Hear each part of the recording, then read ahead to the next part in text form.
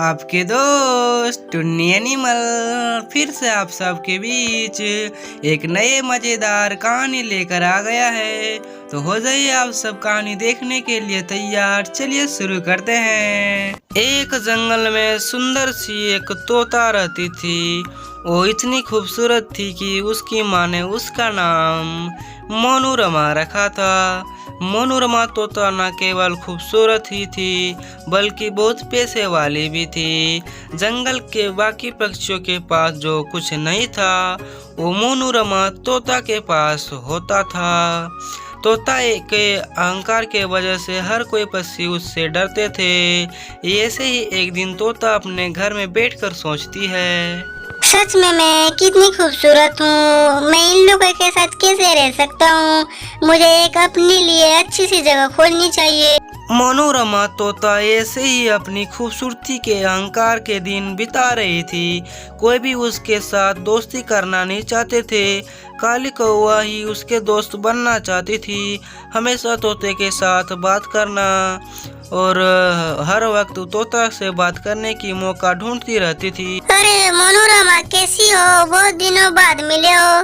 तबीयत खराब होने की वजह से मैं आ भी नहीं पाती थी तुम्हारे पास। क्या कहा तूने? मैं तुमको बुलाई थी।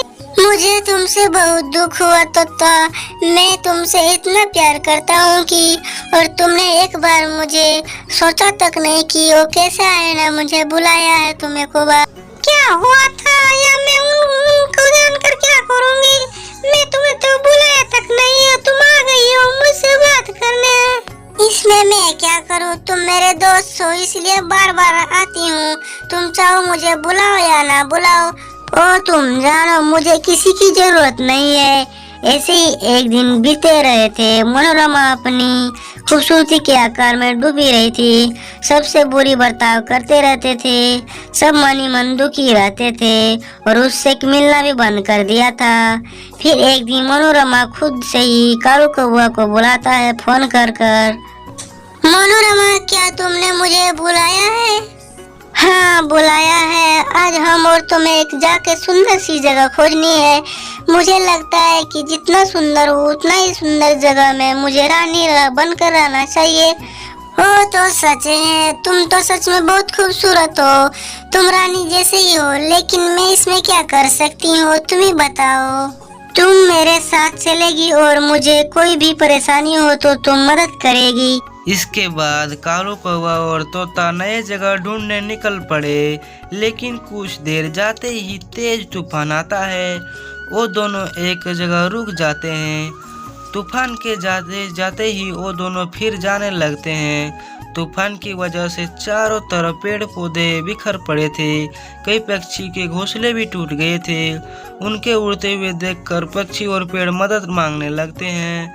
मदद कीजिए, मेरी सारी टहनियाँ टूट गए हैं। मैं गिर गई हूँ, मुझे थोड़ा सा खड़ा कर दीजिए। हाँ भैया, मैं जा रही हूँ एक सुंदर सी जगह की तलाश में। मैं तुम्हें अभी सीधा नहीं कर पाऊंगी और मेरी काम नहीं है कि मैं तुम्हें सीधा। अरे तुम ऐसे क्यों कर रही हो? मैं अभी उसका मदद कर देता हूँ। तुम्हें बस यही काम नहीं करना है, कुछ नहीं करना है। बस थोड़ी देर यहीं पे खड़ा रहना है। मैं जो करना है जल्दी करो, फिर मुझे देर हुई है। तभी काली कौवा तोते से बात ना बढ़ाकर केले के पेड़ को मदद की वहीं सीधा कर देता है धीरे धीरे। आपका बहुत बहुत शुक्रिया दोस्त। इसके बाद मनोरमा तोता और काली कौवा उड़ता शुरू किया और थोड़ी देर जाते ही उन्होंने देखा कि साहिल चिड़िया का घोंसला टूट गया था और वो रो रही थी। तभी कालू कौवा के अरे दोस्त, क्या हुआ? क्यों रो रही हो तुम? अरे कालू कौवा, ये मेरा घोंसला टूट गया है। अब मैं कहाँ जाऊँगा? क्या आप मेरा थोड़ा सा मदद कर सकते हो? नहीं, मुझे बहुत काम है। अब मैं अरे परेशानी में नहीं झेल सकता हूँ। अरे ऐसे मत बोलो, किसी को ऐसे खतरे में छोड़कर नहीं जाना चाहिए। मैं भी इसका घोंसला बना देता हूँ। थोड़ी ये कहकर काली कौवी जल्दी से साहिल को चिड़िया की घोंसले बना देती है। एक सुंदर सी घोंसला को तैयार कर देती है।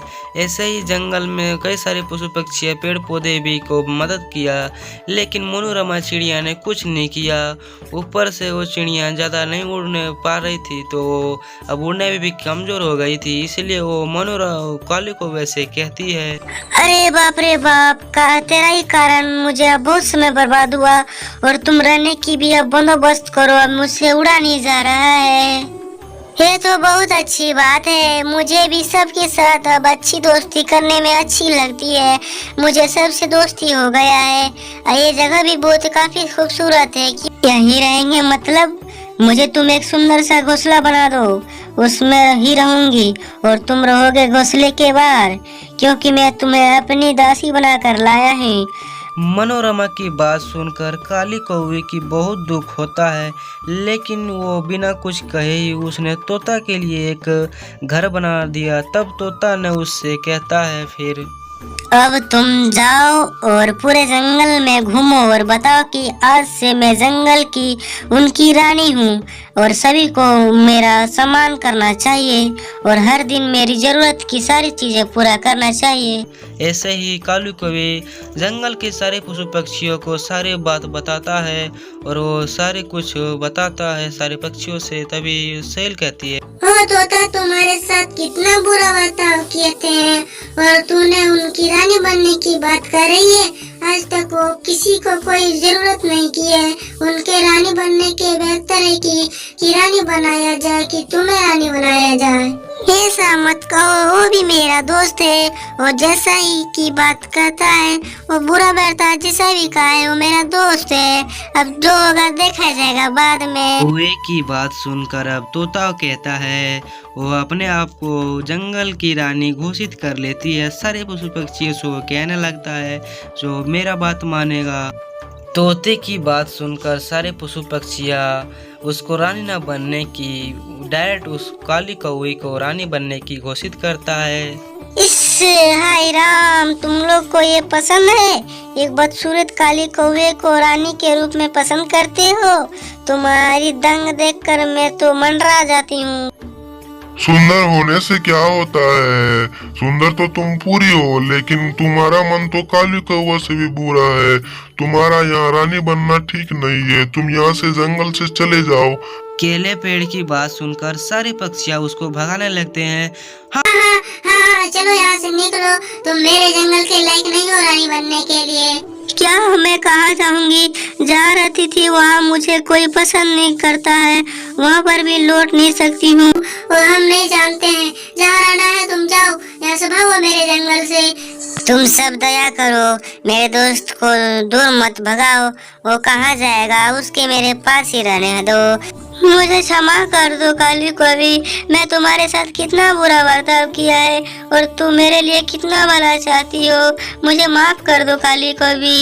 अरे कोई बात नहीं, गलती तो हर इंसानों से भी होती है, तुम्हारी गलतियों की एहसास तो हमें मिल पा रही है, तुम्हें मिल गया है। इसके बाद जंगल के सारे पशु पक्षियाँ मनोरमा तोता को जंगल में रहने के लिए राजी हो जाते हैं काली कौवे के वजह से। फिर मनोरमा तोता और काली कौवे साथ में दोनों रहने लगती है। वही घोंसले में मनोरमा की अहंकार को तोड़ने के लिए काली कौवे को काफ़ी शाबाशी देता है, और फिर काली कौवे और मनोरमा सारे पशु पक्षी एक साथ और रहने लगते हैं। सारे मोर पशु पक्षी एक साथ रहते हैं। हेलो दोस्तों, आपके दोस्त टुन्नी एनिमल आपके बीच कहानी लाया। कैसा लगा देखने में? हाँ तो दोस्तों, बात करें ये कहानी से आप सबको ये शिक्षा मिली होगी कि तोता जो बहुत ही घमंडी था, अपनी खूबसूरती के कारण काफ़ी सारे पशु पक्षियों से काफ़ी ज़्यादा बुरा बर्ताव किया करता था। उनकी सीख में काफ़ी ज़्यादा बदलाव आ गया। तो दोस्तों, ये कहानी से शिक्षा मिला कि घमंड को घमंडी तोड़ दिया गया है। तो आइए फिर से मिलते हैं किसी नई कहानी के अंदर।